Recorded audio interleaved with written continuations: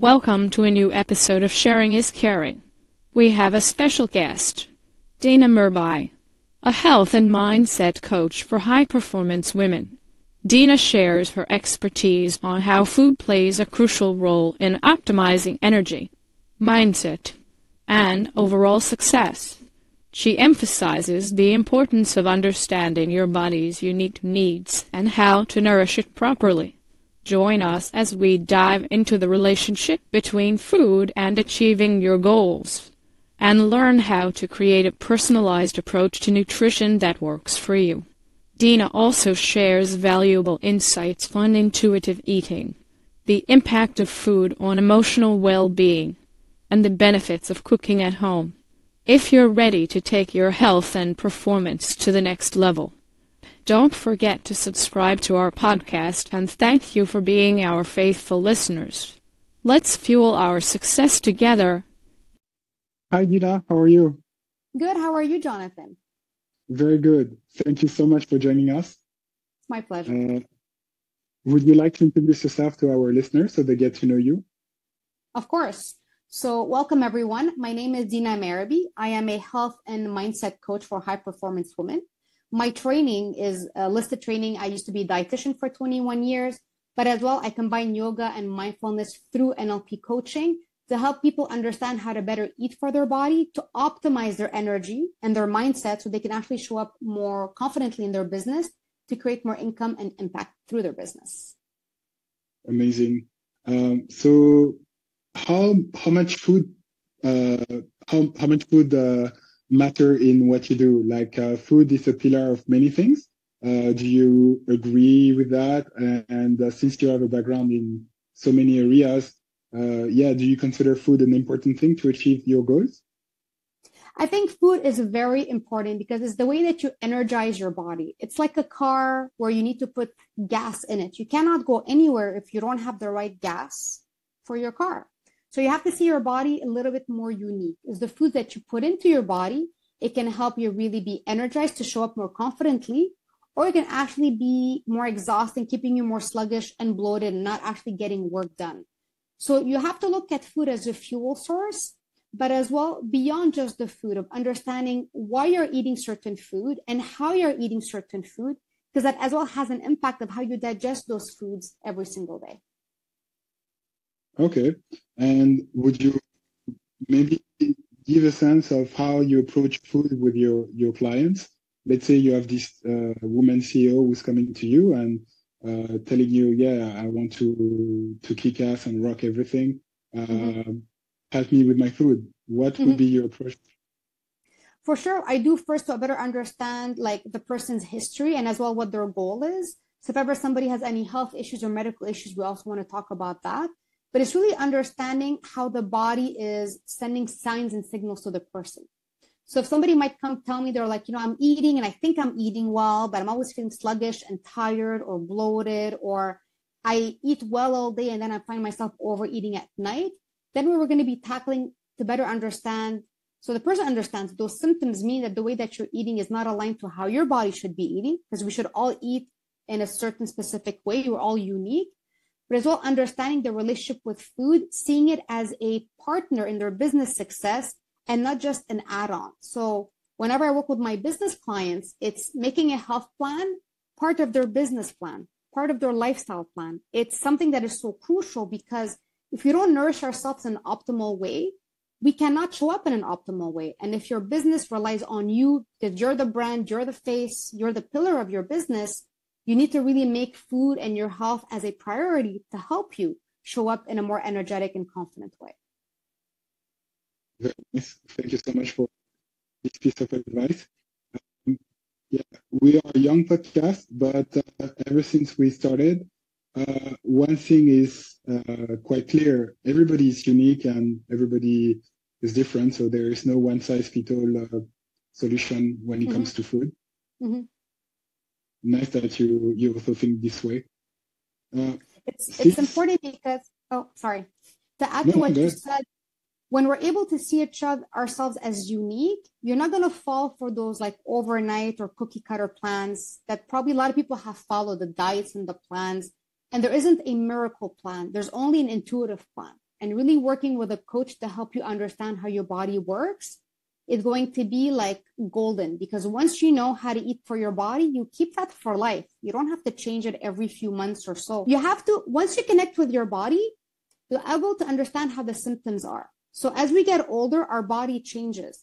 But if you take time at a point and work with a coach, better understand, oh, this means I need to change this. And that means I need to change that. You kind of keep those tools with you to better understand how to adapt your eating as we get older, hormonal changes or pregnancy, or you're training more. Of course, you might need to fine tune once in a while with an expert from an outside perspective, but the body only wants to work with you. So when you actually find that alignment between the best foods for your body and you know what feeling good feels like, you'll be so better at tuning into, oh, I ate this food, I'm not feeling good with it. And you'll be able to understand, okay, I'm not going to have that food anymore. Like food intolerances. When you're able to understand what is healthy and balanced for you, if you have a food and you're like, oh, I'm not feeling good, you'll actually say, oh, warning sign.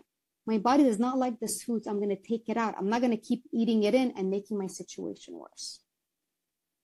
Got it. Nice and powerful message. Nice. You talked about feeling good. What kind of food makes you feel good? What are your favorite foods? And are you actually cooking more or going to the restaurants more? So if I look in terms of the cooking, I usually prefer more eating at home. Restaurants, I keep it more for occasions, or I eat in restaurants that foods I cannot prepare. I grew up in a home that we always had home cooked food, and I enjoy cooking at home because I truly believe when you know how to. Sorry? What did you eat in your home? Oh, because I'm a Lebanese background. So it's all like Lebanese food, tabbouleh, fattoush, like people love Lebanese food. We all love food. Lebanese food is, and you see when you see Lebanese food, it's all colorful. So I grew up preparing food. I grew up seeing my family preparing the food. So for me, it's an activity. It's something to take care of me. And even as growing up, restaurant was more of an occasion, not as a everyday thing. Even, I know we're going a bit away from the topic, but even during like the pandemic, people were ordering in a lot of food. Yeah, I still cooked no matter what. It actually helped me through the process to make sure that I was still nourishing my body with all the stressors around. So restaurants once in a while for occasions, but I won't be like, oh, I don't feel like cooking today, I'm going to go eat out. That's like rare. I'll be like, I'll find something to cook. So that's me, because when you know what you're putting in your food, you know what's going to be better for your body as well. And the other question is, what foods do I like? Now, there's foods that are good for the body, and there's foods that are good for the soul. So foods for me that are good for my body is having the whole foods, like having the fruits, the vegetables, the meat, the fish, things that are not processed. I feel good physically in it because I have food intolerances.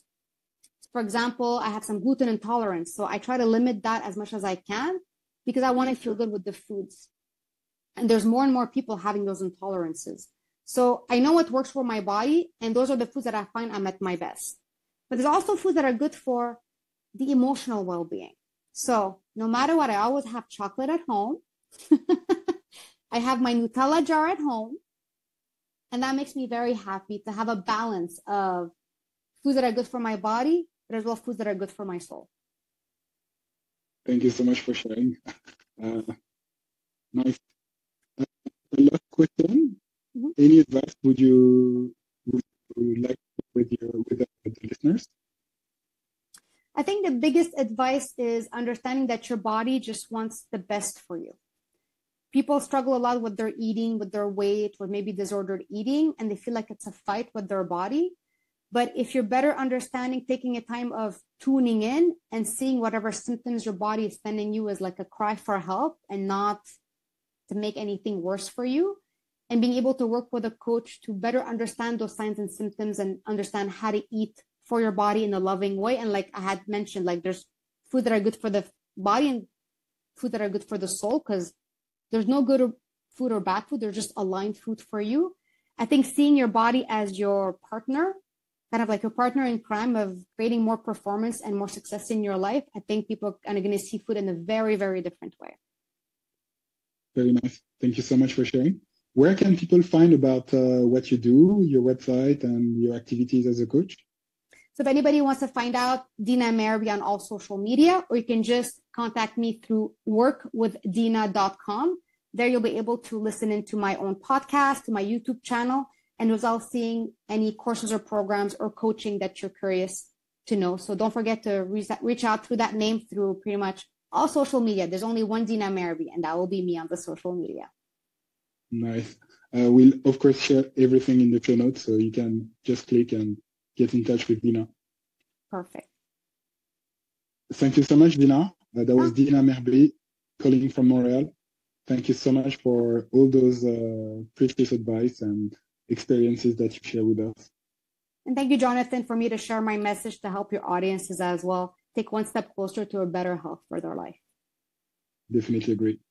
We keep in touch. Thank you. Bye-bye. Bye. Dina Merhbi, a health and mindset coach for high-performance women. In this episode, Dina discusses the importance of food in optimizing energy, mindset, and overall success. She highlights the need to understand your body's unique needs and how to nourish it properly. Dina also shares insights on intuitive eating, the impact of food on emotional well-being, and the benefits of cooking at home. If you're ready to take your health and performance to the next level, this episode is a must-listen. Don't forget to subscribe to our podcast, and thank you for being our faithful listeners. Let's fuel our success together.